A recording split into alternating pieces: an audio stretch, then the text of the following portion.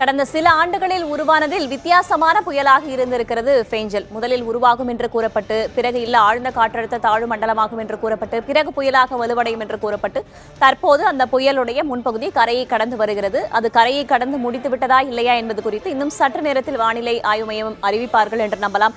இதன் காரணமாக புதுவை, காரைக்கால் போன்ற இடங்கள், அதாவது கடலூர், விழுப்புரம் போன்ற இடங்கள்ல பரவலாக மழை பெய்து வருவதாகவும், ஒரு சில இடங்கள்ல மிக கனமழை பெய்து வருவதாகவும் நம்முடைய செய்தியாளர்கள் ஏற்கனவே தகவல் தெரிவித்திருந்தார்கள். குறிப்பாக வட தமிழக கடலோர மாவட்டங்கள்ல, சென்னையிலிருந்து புதுவை வரைக்கும் இருக்கக்கூடிய கடலோர பகுதிகளில் கடல் சீற்றம் அதிகரித்து காணப்படுவதாகவும் அங்கிருந்து நம்முடைய செய்தியாளர்கள் தொடர்ச்சியாக களத்தகவல்களை பதிவு செய்த வண்ணமே இருக்கிறார்கள். இதை நாம் ஒருபுறம் பார்த்துக் கொண்டிருக்கும் நிலையில், மற்றொரு புறம் புயல் தற்போது எங்கு இருக்கிறது, எங்கெல்லாம் மழை பொழிய வாய்ப்பு இருக்கிறது என்பது குறித்து பேசுவதற்காக சுயாதீன வானிலை ஆய்வாளர் திரு ஹேமச்சந்திரன் நம்முடைய இணைந்திருக்கிறார்.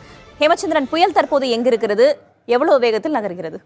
தற்போது பார்த்தீங்கன்னா புயல் மேற்கு வடமேற்கு திசையில் நகர்ந்து வந்த புயல் தற்போது மேற்கு தென்மேற்கு திசையில் நகர்ந்து மரக்காணத்திற்கு அருகே கரையை கடக்க தொடங்கி இருக்கு. இது முழுமையாக கரையை கடப்பதற்கு நாளை அதிகாலை வரை எடுத்துக்கொள்ளும் என எதிர்பார்க்கப்படுது.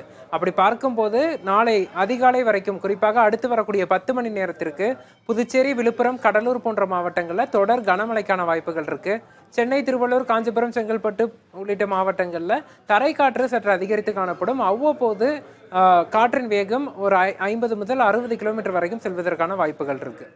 இதைத் தொடர்ந்து வடக்கு உள் மாவட்டங்களில் மழை பெய்வதற்கான வாய்ப்புகள் இருக்கிறதா? இன்று மாலை முதலே வடக்கு உள் மாவட்டங்களான திருவண்ணாமலை, வேலூர், கள்ளக்குறிச்சி போன்ற மாவட்டங்களில் மழையின் தாக்கம் அதிகரித்து இருப்பதை காண முடிகிறது. இந்த புயல் மேலும் மேற்கு நோக்கி நகரும் போது நமக்கு உள் மாவட்டங்களையும் மழையின் தாக்கம் அதிகரிக்கும் என்பதை நம்ம எதிர்பார்க்கலாம்.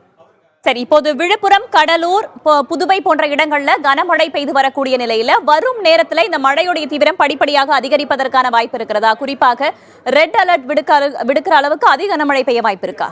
குறிப்பாக நேற்று முதலே நம்ம பதிவு செய்திருந்தோம். அதாவது சென்னைக்கும் புதுவைக்கும் இடையே இந்த புயல் கரையை கடக்கும் போது ஒரு குறிப்பிட்ட இடத்துல குறிப்பிட்ட நேரத்தில், குறுகிய நேரத்திலே தீவிர மழைப்பொழிவை கொடுப்பதற்கான வாய்ப்புகள் இருக்குன்னு.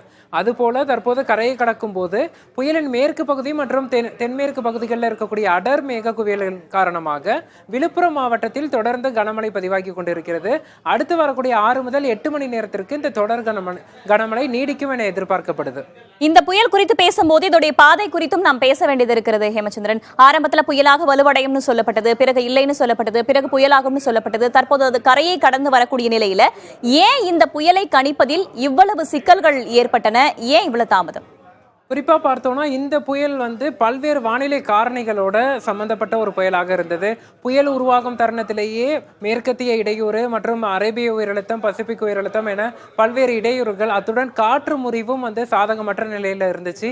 இது புயலாக உருவெடுப்பதற்கே சற்று தாமதமாகியது எதிர்பார்த்ததை விட. தற்போதும் கூட கரையை நெருங்கும் போது இந்த புயலின் திசையில மாற்றம் ஏற்பட்டிருக்கு. முதல்ல மேற்கு வடமேற்காக இன்று காலை முதல் நகர தொடங்கி தற்போது பார்த்தீங்கன்னா மேற்கு தென்மேற்கு திசையில நகர்ந்து வருகிறது. அதற்கு அரேபிய உயரழுத்தத்தின் தாக்கம் தான் காரணமா பார்க்கப்படுது. மிக மெதுவாக நகர தொடங்கி இருக்கு கரையை கடந்த பிறகு. தற்போது புதுவை, விழுப்புரம், கடலூர் மாவட்டங்கள்ல கனமழை பொழிவையும், விழுப்புரம் மாவட்டத்தில் குறுகிய நேரத்தில் தீவிர மழைப்பொழிவையும் கொடுத்து கொண்டிருக்கிறது தற்போதைய புயல். இது தொடர்ந்து நகர்ந்து சென்று 2 மற்றும் 3 ஆகிய நாட்கள்ல மேற்கு தொடர்ச்சி மலை மாவட்டங்கள், குறிப்பாக கோவை, திருப்பூர், திண்டுக்கல் போன்ற மாவட்டங்கள்ல பரவலாக மழை பெய்ய வாய்ப்பு இருப்பதாக சொல்லப்படுகிறது. என்ன காரணம்? மழையுடைய தீவிரம் எப்படி இருக்க போகிறது வரும் நாட்கள்ல? தற்போது பார்த்தோம்னா புயல் கரையை கடக்க தொடங்கினாலும் தமிழகத்தில் மழைப்பொழிவு இத்துடன் முடியவில்லை. வரக்கூடிய நாட்களையும் மழை எதிர்பார்க்கலாம். ஆனால் பாதிக்காத மழையாக அமையும். அதாவது ஒரு தீவிரமான மழைக்கான வாய்ப்புகள் இல்லாமல் ஆங்காங்கே பரவலாக மிதமானது முதல் சற்றே கனமழையும் கனமழையும் இருக்கும். சென்னையை பொறுத்த வரைக்கும் நாளைய தினம் மிதமான மழைக்கான வாய்ப்புகள் இருக்கு. பிறகு டிசம்பர் 2, 3, 4 தேதிகளில் புல் எஃபெக்ட் ரெயின்ஸ் என்று சொல்லக்கூடிய ஈரப்பதமான கீழ்திசை காற்றை ஈர்த்து கனமழை பொழிவுக்கான வாய்ப்புகள் இருக்கு ஆங்காங்கே டிசம்பர் 2, 3 தேதிகள்ல. சரி, இப்போ இந்த புயல் கரையை கடந்து வரக்கூடிய நிலையில விழுப்புரம், கடலூர், புதுவை போன்ற இடங்கள்ல கனமழை பெய்து வரக்கூடிய நிலையில இந்த புயல் இங்கு மட்டும் மழையை தரப்போவது கிடையாது. தொடர்ச்சியாக இது நகர்ந்து சென்று அரபிக்கடலில் மையம் கொள்ளும் பட்சத்தில், அந்த கடலில் போய் சேரும் பட்சத்தில் நமக்கு புல் எஃபெக்ட் ரெயின்ஸ் என்று சொல்லக்கூடிய மழை பொழிவு நமக்கு பல்வேறு மாவட்டங்களையும் வருவதற்கான வாய்ப்பு இருக்கிறது. குறிப்பாக வானிலை ஆய்வு மையம் தரப்பிலிருந்து மேற்கு தொடர்ச்சி மலை மாவட்டங்களில் 2, 3 ஆகிய நாட்கள்ல கனமழை பெய்வதற்கான வாய்ப்பு இருக்கிறது என்பதான விஷயத்தையும் சொல்லியிருக்கிறார்கள். அடுத்தடுத்து இந்த புயலுடைய நகர்வு எவ்வாறாக இருக்க போகிறது, புயல் எப்போது கரையை கடந்து முடிக்கப் போகிறது என்ற கேள்விகளுக்கெல்லாம் விடையாக அடுத்தடுத்த செய்திகளையும் அடுத்தடுத்த நேரங்களிலும் நாம் தொடர்ந்து பார்க்கலாம்.